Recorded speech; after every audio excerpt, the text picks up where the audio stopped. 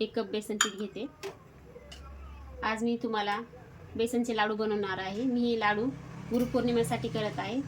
स्वामींचे आवडते लाडू। बेसन पीठ हे लालसर छान भाजून घ्यायचं मंद आचेवरती। 1 कप आपण बेसन पीठ घेतलं आहे। ते 1 कप साखर, तूप, विलायची, काजू बदाम, मनुके, विलायची साखर मिक्सरला लावून बारीक करून घ्यायची।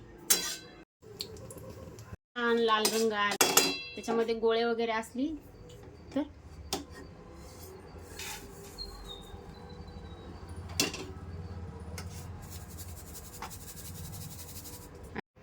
बोलायच कैसे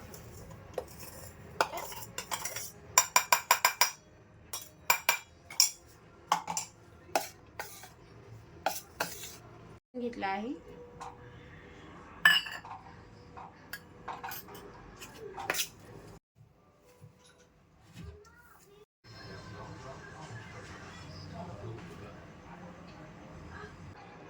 बघा, झटपट अर्ध्या तासात होणारे लाडू आहेत हे।